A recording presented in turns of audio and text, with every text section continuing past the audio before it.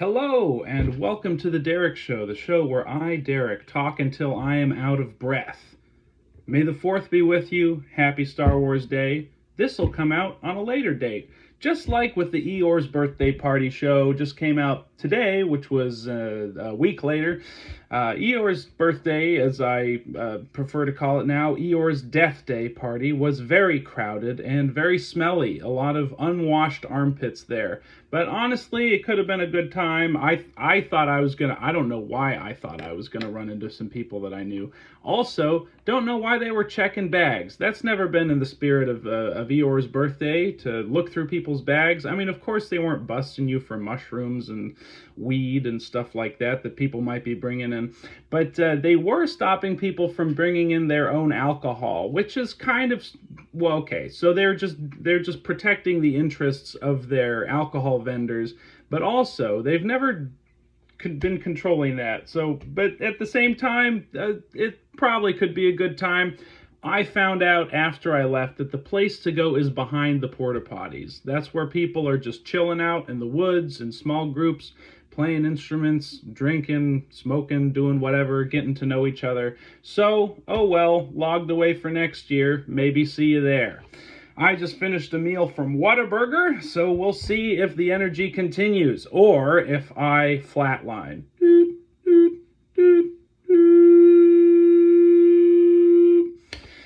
Well, let's get right into the stories for today. I saw an interesting one, and I have some more from apnews.com/oddities. That's where I'm getting a lot of these, but this one came up in my feed, and I had to take a crack at it. So let's have a look. We're going to experience it for the first time together right here. The Louvre considers moving the Mona Lisa to underground chamber to end public disappointment. Well, to be fair, I've heard a lot about how disappointing the Mona Lisa is, or how shockingly small it is. I don't know how many people have heard these stories too. I did go to see the Mona Lisa myself in person. It was sort of in the late pandemic days. And I mean, the only thing I was unimpressed by was how far away you had to stay from it. So it's really impossible to appreciate it as a work of art. You can still take non-flash photos and all that. And yeah, but you definitely can't get close enough to see the kind of detail that old Da Vinci put into it. Just another example of art museums ruining art, not only because it's not part of its original context, but because, well, in this case, it's just kind of like, it's like looking at the thing through a telescope. Anyhow, well, a telescope would have been helpful, frankly. Let's go to, this is by Karen K. Ho, artnews.com. When I took my mother back to Paris for her first visit in nearly 5 decades, sweet, there was no question we would go to the Louvre. I was more surprised that she wanted to stand in the long line to see Leonardo da Vinci's Mona Lisa, 1503, for the few seconds we would get to take pictures and selfies with the famous painting. This experience is often annoying and disappointing for tourists, with one recent analysis of 18,000 reviews deeming the Renaissance portrait the world's most disappointing masterpiece. Perhaps it's the world's most disappointingly presented masterpiece. Da Vinci's iconic image of an almost smiling woman is protected by bulletproof anti-reflective glass. At least it's anti-reflective. You can see the thing. Along with tightly controlled temperature and humidity to ensure the painting's conservation. In an effort to remedy the situation, the Mona Lisa may be moved to an underground chamber, according to a report in The Telegraph, Tuesday. Louvre director Laurence Descartes recently suggested the relocation of the popular artwork to a dedicated room constructed in the institution's basement. Now, if that lets people get closer, sort of have a real look at the thing, I totally understand.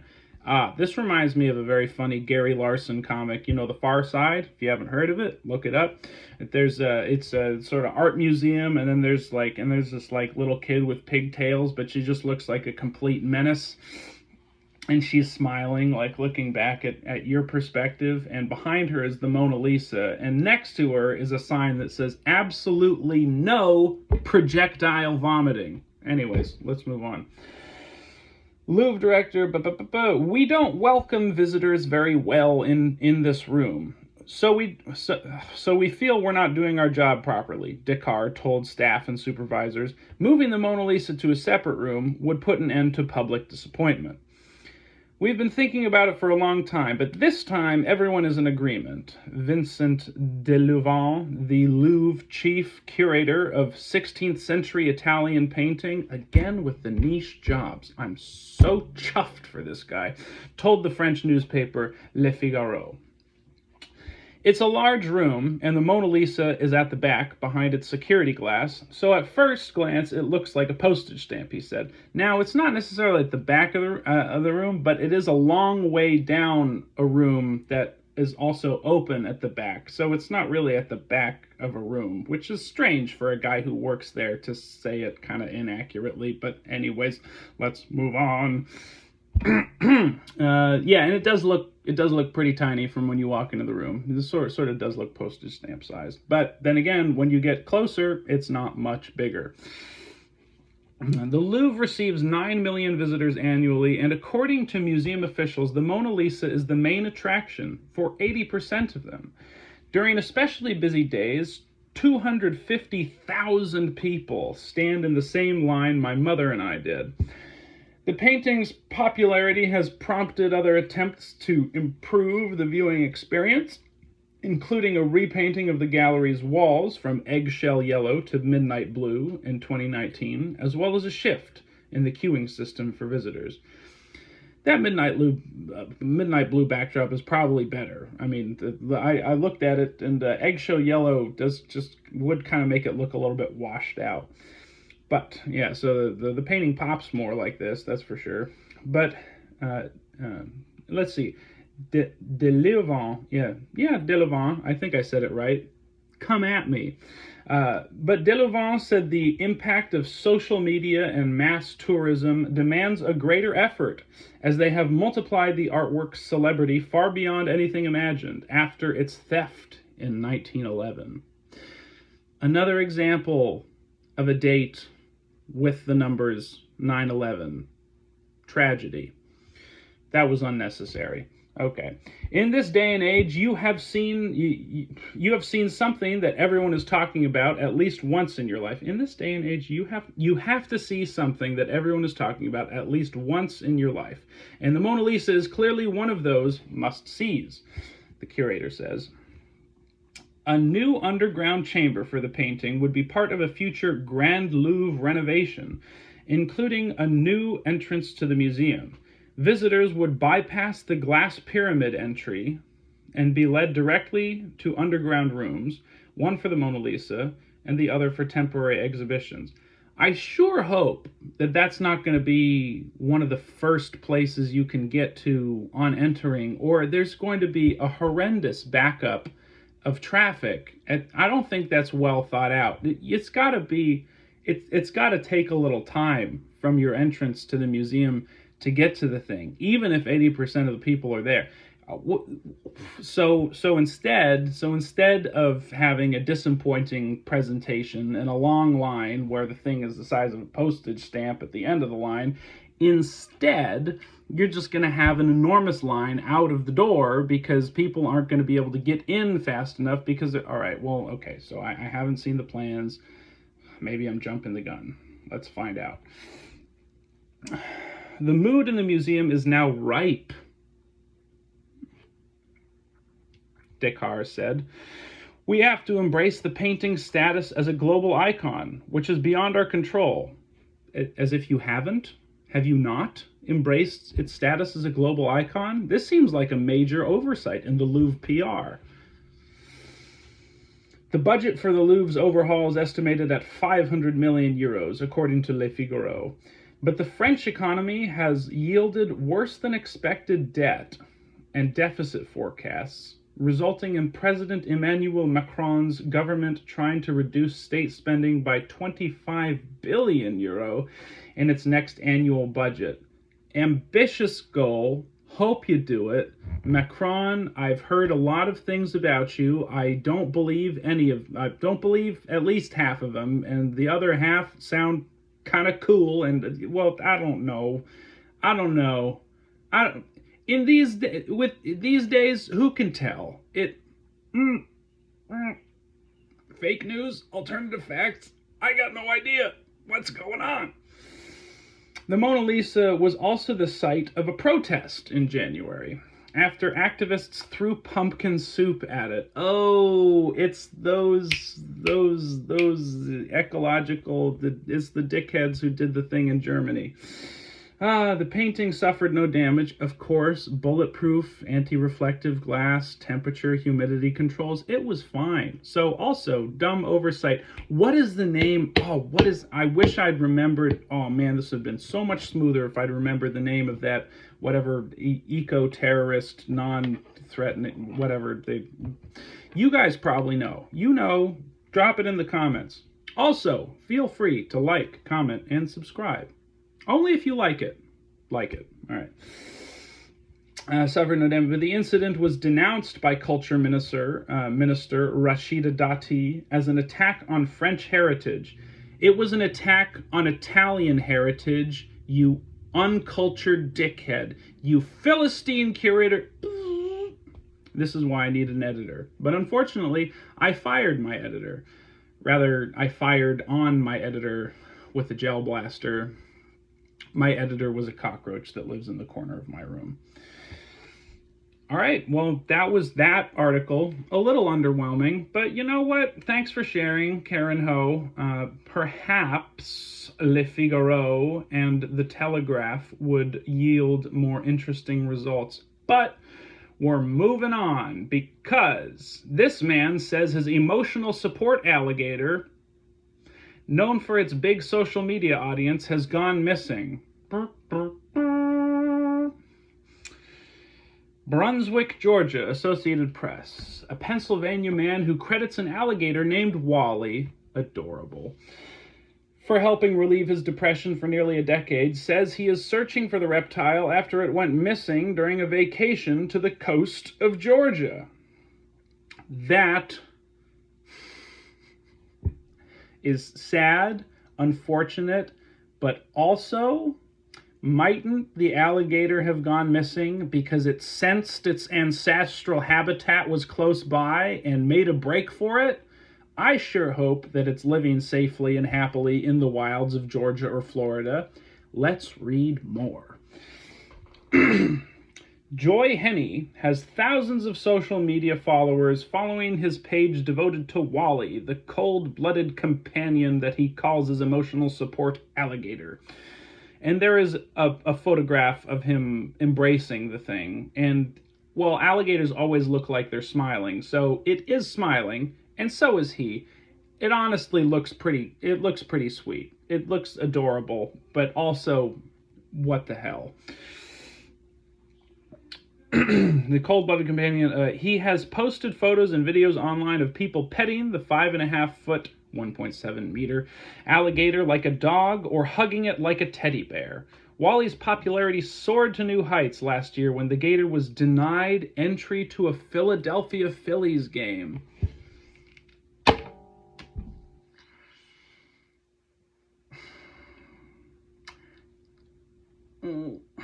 You guys fill in the blanks. You guys fill in the blanks. Oh my goodness. But also, this show, surprisingly, has had a very consistent through line of various animals going missing or being stolen, and the clear subtextual story looking behind the veil of gobbledygook and words in these stories is that I think a lot of these animals are escaping. Because frankly, most people have pets for their satisfaction and not for the satisfaction of the animals they're looking after. How many cats act crazy because they're locked inside of a box all the time? You don't need to squeeze your kitty, Sandra. Maybe if somebody squeezed Sandra's kitty, she wouldn't need a kitty to squeeze.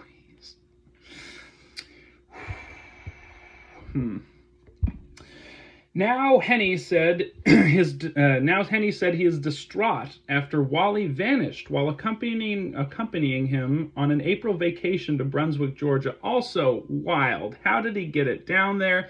Did he put it in the hold of the aircraft? Would have been another news story if he tried to like buy a seat for it, or he just like walked onto the plane with his alligators, like, it's my emotional support alligator. It's like, sir, we can't have that. He's going to talk to HR. It's going to be a whole fiasco. Just like the emotional support peacock story, there's too much to talk about here. I'm literally going crazy reading this.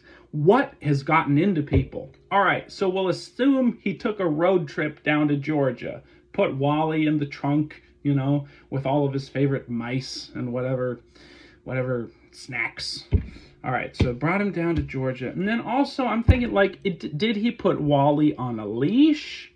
Was Wally just kind of roaming around? Like, he'd been with Wally for a decade, so either the security at this guy's Pennsylvania home to keep Wally the alligator in is very tight, or maybe they just have that kind of relationship. Maybe they're buds. Wally's hanging out. But you know what? He took him down to Georgia, and Georgia is near to the swamp, and Wally yearns for the swamp.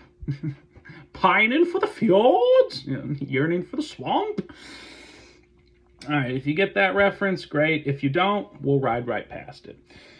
Philadelphia Phillies game. Now, Henry, Georgia. So, accompanying on April vacation to Brunswick, Georgia, a port city, 70 miles, 112 kilometers. Yes, thank you, Associated Press, for reminding us of the impending, always delayed, and no one knows when it's going to get here, change to the metric system, south of Savannah.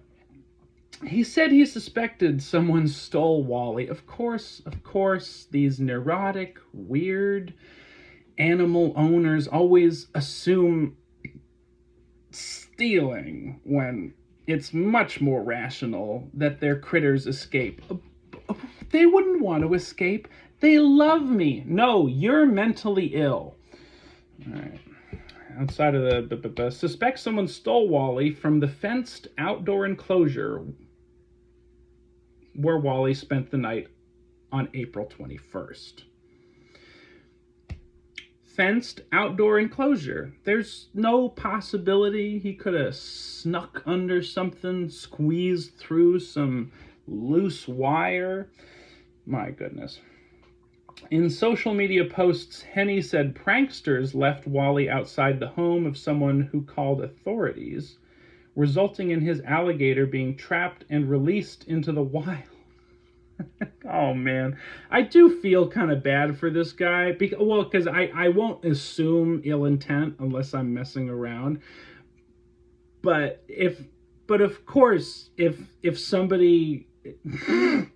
if your alligator gets put in someone's front yard and then animal control comes and picks it up, of course they're going to put it out in the wild.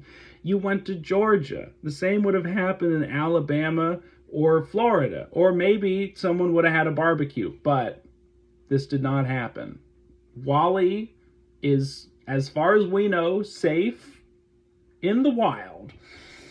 Oh my gosh. Yeah, but I hope that Wally hasn't been so hamstrung by being spoon-fed rat livers. Who knows what this guy feeds? That's what I want to know. I want to know Wally's feeding schedule. I want to know where this guy gets the critters to shove down this 5.5-foot alligator's gullet. In social media posts, trapped and released into the wild. We need all the help we can get to bring my baby back, Henny said. Ooh, I don't know if you're inspiring more willingness to help you, or inspiring people to make fun of you, or reducing public sentiment towards you, because it's clearly crazy that you would call this alligator your baby. You have been together for 10 years. Who knows? Try not to judge. No, I will judge. Your baby back? All right, Henny said, hopefully it's not a wallet now. Henny said in a tearful video posted on TikTok, please, we need your help. I do feel bad for the guy. I also want to make fun of him. Can you see my conundrum? It's not as bad as this guy's situation. My goodness. Henny said he didn't have time to talk when the Associated Press reached him by phone Wednesday morning. He did not immediately return follow-up messages. Perhaps a bad move. Maybe more press would have helped him, but also, I can understand, the man is distraught. He lost his precious Wally. Wally the alligator. Wonder if he called it that because it has the letters A-L-L in the middle of it, and alligator starts with A-L. Moving on. The man from Jonestown, Pennsylvania, has previously said he obtained Wally in 2015, so 9 years, not a decade, after the alligator was rescued in Florida at the age of 14 months. Henny told the Philadelphia Inquirer in 2019 that Wally helped alleviate depression following the deaths of several close friends. Very sweet story. And it's nice that he was looking after an isolated and sort of like forlorn animal, like a rescued animal. It's you're walking an alligator down the street with like a leash around its neck and everything. Like, oh, where'd you get him? He was a rescue. Okay. He said a doctor treating his depression had endorsed Wally's status as his emotional support animal, which just goes to tell you anything can happen these days. Don't cease to be surprised, because every now and again you'll read something like this. He has never tried to bite no one, Henny told the newspaper.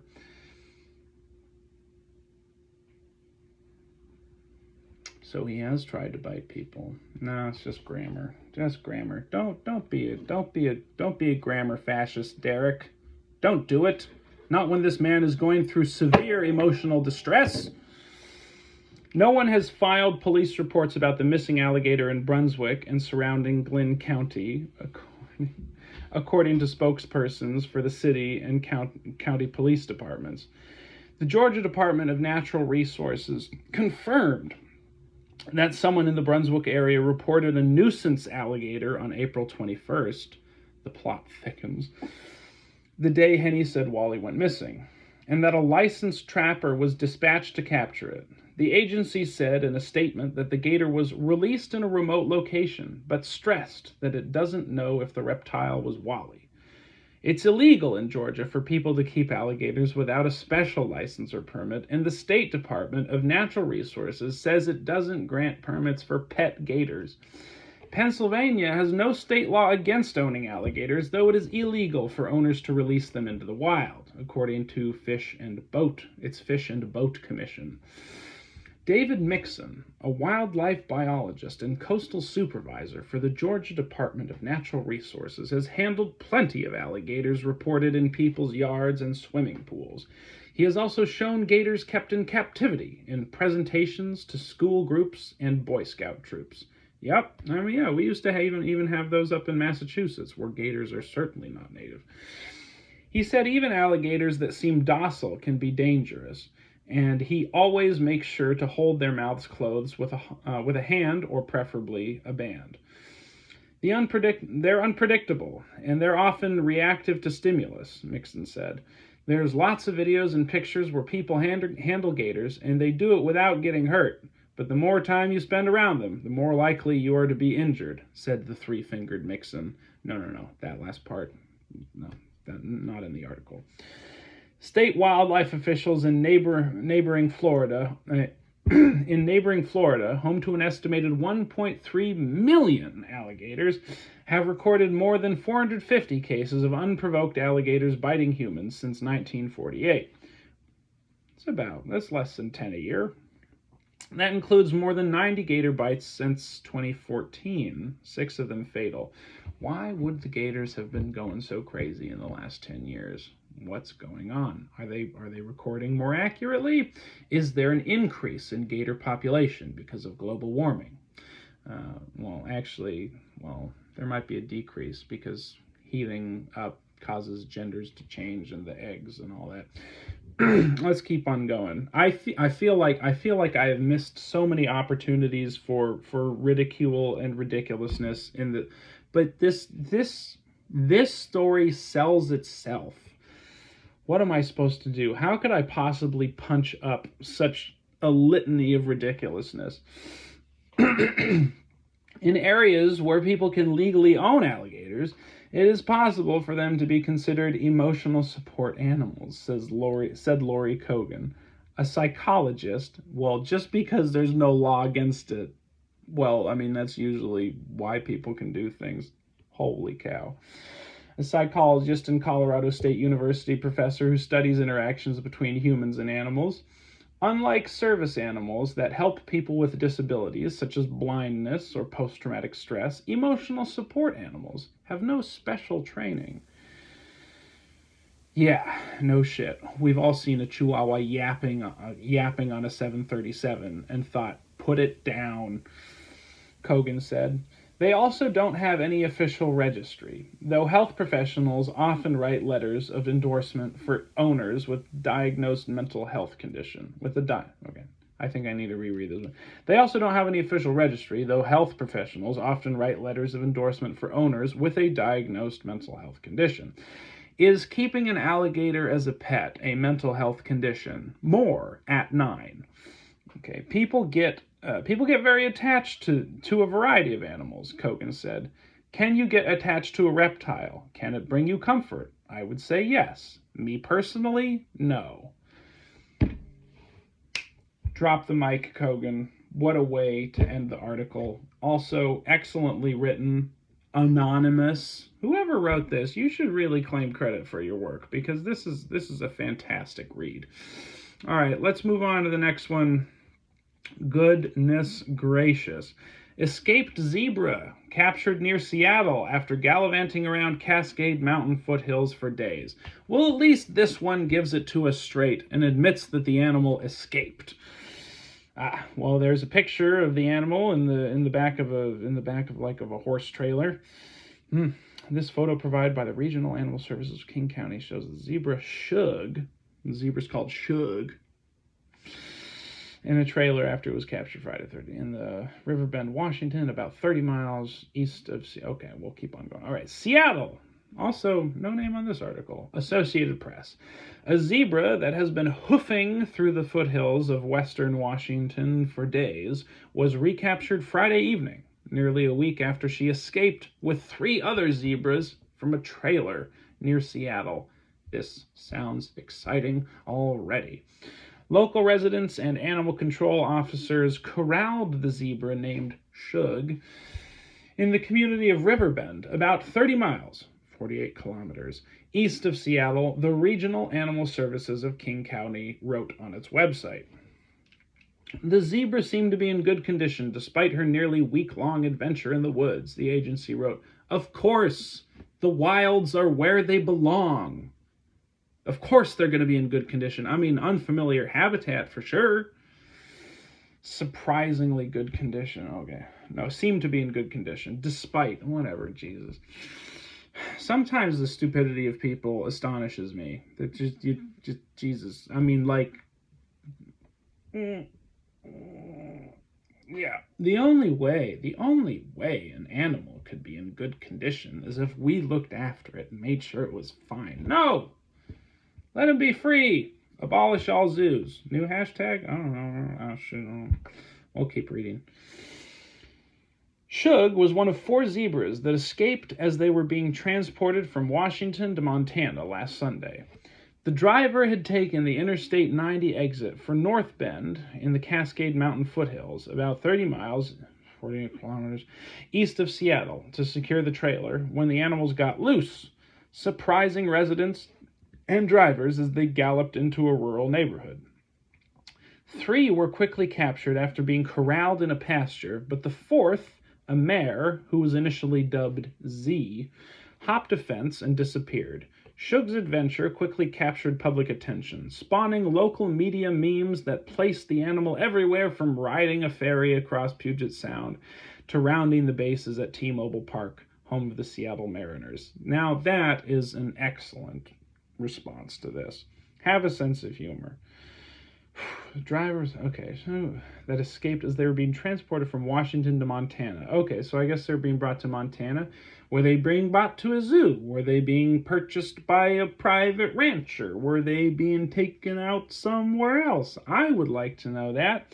But anyways, we'll continue. But there were more credible sightings elsewhere. More credible sightings than a ferry across Puget Sound. Do you have to acknowledge that an internet meme, a photoshopped picture, is not credible?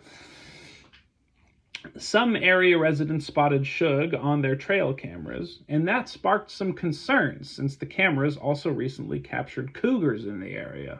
Uh-oh. Earlier Friday, King County officials closed off trail access points along the Snoqualmie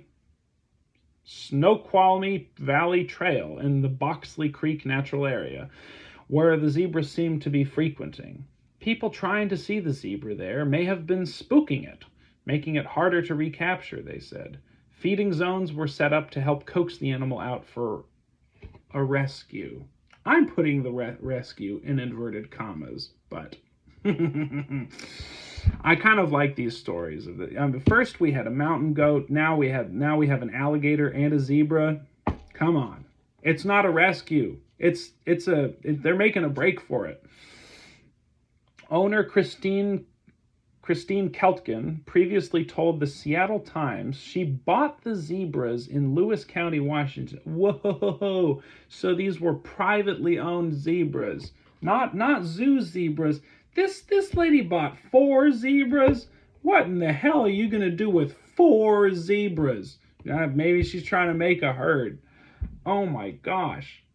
Did she have to spay and neuter the zebras? This I gotta know. This is incredible.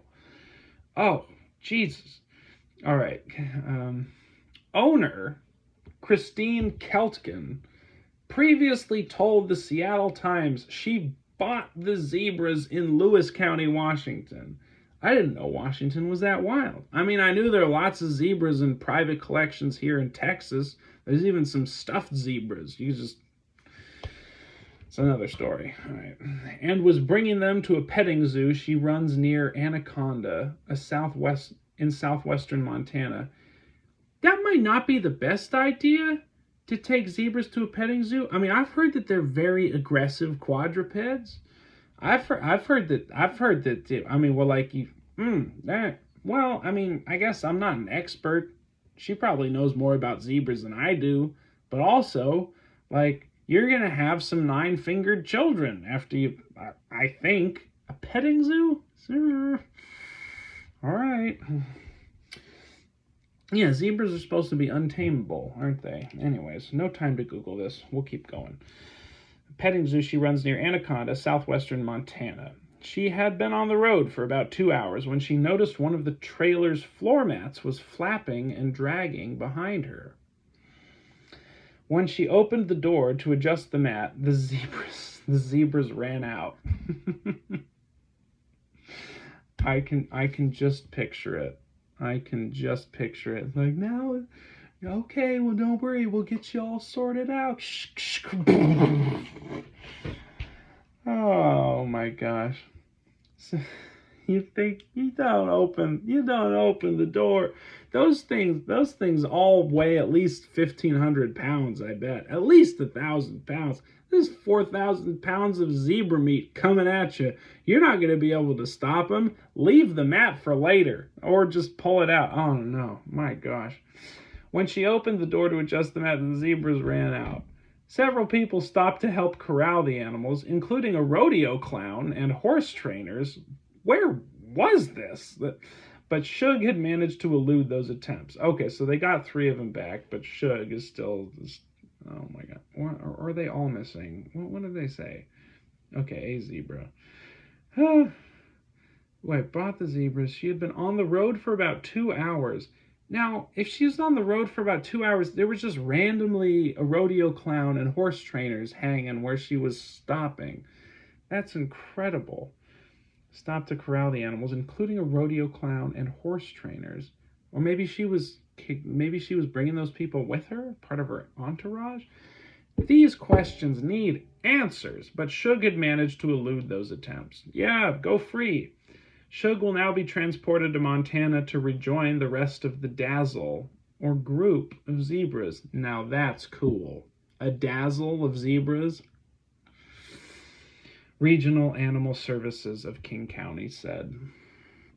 What else is there to say? What else is there to say? You guys said it all. Holy cow. Well, justice has been served. The zebra was recaptured. The set of 4 is once again complete. Okay. So here's the next one. Snakes almost on a plane. TSA discovers a bag with small snakes in passengers' pants. And there's a picture of these snakes lying in a bed of what only looks like pieces of Crest gum, or I don't know, it's like little square packing material. Miami. Of course it was in Miami. Associated Press. Airport security officers in Miami found a slithering surprise last week. A bag of snakes hidden in a passenger's pants. Not just one snake in this passenger's pants. Right. According to an X post by the that's not a former post, that would be the website formerly known as Twitter, the artist formerly, all right. By the Transportation Security Administration, officers at the Miami International Airport found the small bag of snakes hidden in a passenger's trousers on April 26th at a checkpoint. The post included a photo of 2 small snakes that were found in what appeared to be a sunglasses bag. TSA said the snakes were turned over to the Florida Fish and Wildlife Conservation Commission. Well, not much more to say there, but my goodness, wouldn't it be good to know why? Okay, let's see. Let's check out the caption. Okay, but there's 3. All right, there's. Oh, it's an Oakley sunglasses bag, and it's camo. What else can I say but of course? Okay, this photo provided by Transportation Security Administration shows a bag detected by TSA agents that contains snakes hidden in passengers' pants at checkpoint Miami International Airport Friday, April 26, 2024. TSA said the snakes were turned over to Florida. Read more official. Okay, let's just rehashing the article. It's very short, but snakes almost on a plane. I wonder what Samuel Jackson would have to say about it. Utah cat with a fondness for cardboard takes surprise trip to California in an Amazon box. Adorable. Galina, a 6-year-old house cat from Utah, likes hiding and playing with cardboard. Earlier this month, the combination of the two made for a stressful trip in an Amazon package, a feverish search, a California rescue, and a tearful reunion. Her family, spoilers, thanks. Her family is still waiting to reintroduce cardboard to her again.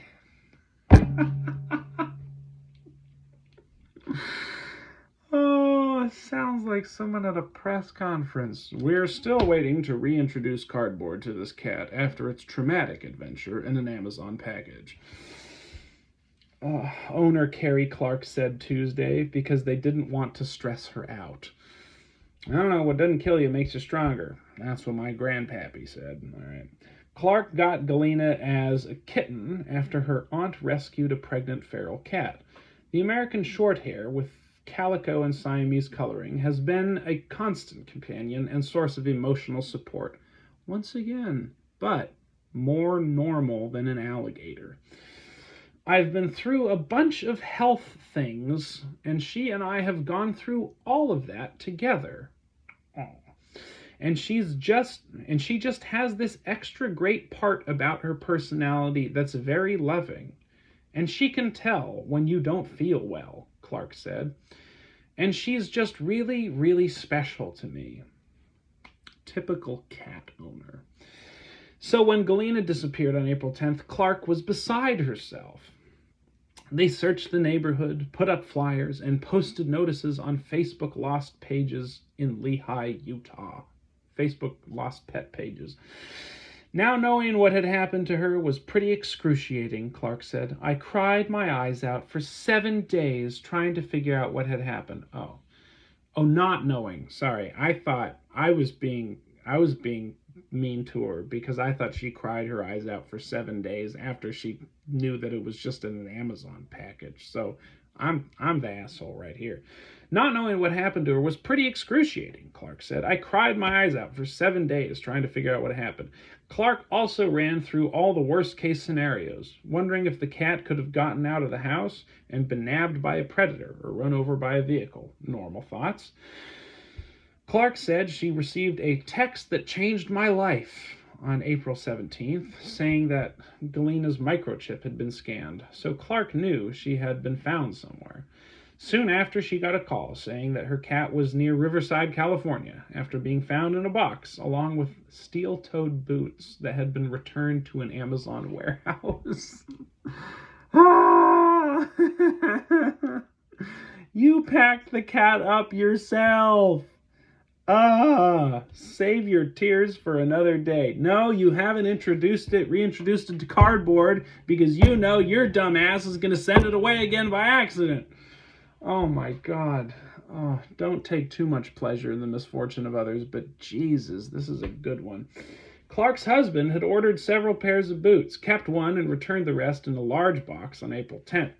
We realized that our sweet kitty must have jumped into that box without us knowing, she said. Amazon employees knew just who to call when they found the feline. Coworker Brandy Hunter, who rescues cats, Clark said. Hunter took the cat home and to the vet the next day, where the microchip was scanned. Clark spoke with Hunter, who calmed me down and told me that my kitty was okay, despite having spent 6 days in a cardboard box without food or water. Now, cats are tough. That's cool. I wanted desperately to be with her, Clark said. And she and her husband flew to California the next day, reunited with Galina at the veterinarian's office, and rented a car to drive home. We did what we needed to do because I just adore her, Clark said. I wonder if, after hearing all this, I wonder if that cat wanted to escape. I'm just saying. Maybe that cat is pretty upset, or is like, this was a cool adventure. Well, I mean, it would have been pretty dark and like maybe kind of freaked her out in the box. I don't know. I just think this Clark is being emotionally smothering to this feline. Let the cat have its own identity. Its only identity. It has more to it than you adoring it. Okay. The same goes for Wally. The same goes for Shug. It was an intensely emotional week. Full stop. I went from hysterically laughing that she was stuck like that, we mailed our cat, you know, just the humor part of that, to hysterically crying all within like 5 seconds, Clark said. The family was lucky to get Galina back, Clark said, in part because the weather was not harsh during the time the cat was missing. The box was torn at a seam, allowing her to get more air, and because Hunter, who took her to a vet and had scanned her for a Sorry, I must have missed some words. It's just... The family was lucky to get Galina back, Clark said, in part because the weather was not harsh during the time the cat was missing, the box was torn at the seam, allowing her to get more air, and because Hunter, who took her to a vet and had scanned her for a microchip. Okay, that was just bad grammar on their part. That's why I was confused. And because Hunter, who took her to a vet and scanned her for a microchip. And because of Hunter. You got to remember your prepositions. People, yeah, no wonder why this article doesn't have a name on it. Because you're a terrible writer. All right, well, calm down, Derek. Since word got out, Clark has been sharing her cat's story, with advice to microchip your pets and to double-check your Amazon boxes for returning them. Oh, as if other people are really making these mistakes. Galina is a quiet cat, Clark said. Why does it matter? She didn't meow, Clark said. We would have loved for her to meow so we knew that she was in the box. Don't put this on the cat. You're the idiot that locked him up in there in the first place. I have no sympathy.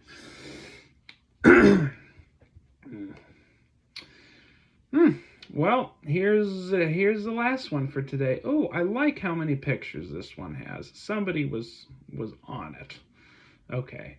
To fend off tourists, a town in Japan is building a big screen blocking the view of Mount Fuji. By Akaya, McGill and Mari Yamaguchi. Fujikawaguchiko, Japan. Associated Press. The town of Fujikawaguchiko has had enough of tourists, known for a number of scenic photo spots that offer a near-perfect shot of Japan's iconic Mount Fuji. The town, on Tuesday, began constructing a large black screen on a stretch of a sidewalk to block the view of the mountain. The reason? Misbehaving foreign tourists. Juicy. Kawaguchiko is a town built on tourism, and I welcome many visitors, and the town welcomes them too. But there are many things about their manners that are worrying, said Michi Motomochi, owner of a cafe serving Japanese sweets, ohagi, near the soon-to-be blocked photo spot. Motomochi mentioned littering, crossing the road with busy traffic, ignoring traffic lights, trespassing into private properties. She isn't unhappy, though. 80% of her customers are foreign visitors, whose numbers have surged after a pandemic hiatus that kept Japan closed for about 2 years. Her neighborhood suddenly became a popular spot about 2 years ago, apparently after a photo taken in a particular angle showing Mount Fuji in the background, as if sitting atop a local convenience store became a social media sensation known as Mount Fuji Lawson, town officials say. Her neighborhood suddenly became popular after 2 years ago, apparently after a photo taken in a particular angle showing Mount Fuji in the background, as if sitting atop a local convenience store. All right, that's clever. Became a social media sensation known as Mount Fuji Lawson, town officials say. The mostly foreign tourists have since crowded the small area, triggering a wave of concerns and complaints from residents about visitors blocking the narrow sidewalk, taking photos on the busy road, or walking into neighbors' properties, officials say. Now, honestly, on a serious note, I really can't stand litter either, and also people ignoring traffic laws and stuff when they're visiting can be really inconsiderate. So I don't know, I kind of support these people. I think, do your thing. You might not be able to see it, but by gum, you're not going to have a bunch of ice cream cones on the street or whatever. In Europe, concerns over tourists overcrowding historic cities led Venice last week to launch a pilot program to charge day trippers a €5 entry fee. Authorities hope it will discourage visitors from arriving on peak days to make the city more livable for its dwindling residents. Fujikawaguchiko has tried other methods, signs urging visitors not to run into the road and to use the designated crosswalks in English, Chinese, Thai, and Korean, and even hiring a security guard as crowd control. None worked. Yeah, people on vacation sometimes be assholes. The black mesh net, when completed in mid-May, will be 2.5 meters, 8.2 feet high, and 20 meters, 65.6 feet long, and will almost completely block the view of Mount Fuji, officials said. Dozens of tourists gathered Tuesday, taking photos even though Mount Fuji was not in sight due to cloudy weather. Well, of course, if you're going to pay $2,000, $5,000, $10,000, however much it's going to be to get there, you're going to get some pictures. What a sad twist of fate. Dozens of tourists. Anthony Hawk from France, thought the screen was an overreaction. Too big solution for subject not as big, even if tourists are making trouble. Doesn't look right to me, he said. Maybe I should reread that normally. Too big solution for subject not as big, even if tourists are making trouble. Doesn't look right to me. Actually, I think it sounded better. It was more believable in the French accent, that's for sure. The 26-year-old suggested setting up road barriers for safety instead of blocking views for pictures. No comment. I never been there. I don't know what's going on. But Helen Pull, a 34-year-old visitor from the UK, was sympathetic to the local concern. While traveling in Japan in the past few weeks, she has seen tourism really ramped up here in Japan from what we've seen. I could see why people who live and work here might want to do something about that, she said, noting many were taking pictures even when the mountain was not in view. So stupid. That's the power of the social media. Of this, all right, yeah, we've all heard about the Facebook and the YouTube. I don't need to say anything. Oh my God. Yep, there's a there's a picture right here of evidently that's where it's supposed to be. I'm not doing that again. I'm not it's sort of like, that gets rid of the magic. I don't know. Whatever. Yep, and there's another picture of a dude doing it, even though there's nothing there. Foreign visitors have flocked to Japan since the pandemic border restrictions were lifted, in part due to the weaker yen. Last year, Japan has had more than 25 million visitors, and the number this year is expected to surpass nearly 32 million, a record from 2019. According to the Japan National Tourism Organization, and the government wants more tourists. While the booming tourism has helped the industry, it has triggered complaints from residents in popular tourist destinations such as Kyoto and Kamakura. In Kyoto, a famous geisha district recently decided to close some private property alleys. Locals are uncertain about what to do. Motomochi said she cannot imagine how the black screen can help control the flow of people on the narrow pedestrian walk and the road next to it. Yoshihiko Ogawa, who runs more than half-century-old rice shop in the Fujikawaguchiko area, said the overcrowding worsened in the past few months, with tourists gathering from around 4 to 5 a.m. and talking loudly. He sometimes struggles to get his car in and out of his garage. Again, don't forget your pronouns and prepositions. They might be the smallest words, but you need them to make a good sentence, okay? We've never thought we'd face a situation like this, Ogawa said, adding he is unsure what the solution might be. I suppose we all just need to get used to it.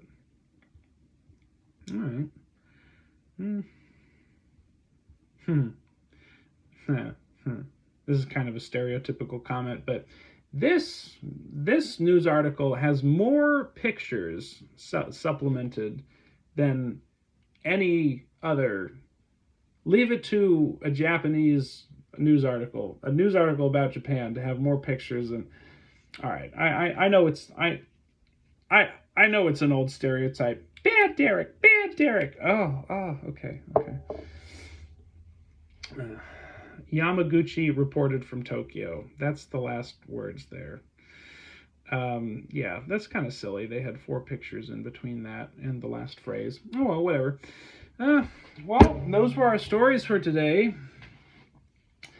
Japanese tourism, cats in Amazon boxes, zebras escaping into the wild, snakes in an camo Oakley sunglasses pocket, and the Louvre being the Mona Lisa being moved to the basement of the Louvre. As always, if you've watched this far, thank you very much, first of all. And secondly, please go ahead and leave a comment, subscribe. If you watch this, well, you're probably certainly subscribed if you watched this far. But if you haven't, please do. Coming out with new stuff all the time. Also, yes, please suggest news articles. If you would like me to read something, I would enjoy having those suggestions. Kind of gives me more to work with. Anyhow, I feel good. I hope you're feeling good. Have yourselves a fantastic weekend. And I released an episode today, so this will come out after today. But from me in the future to you, from me in the present to you in the future, happy Star Wars Day. Have a good one.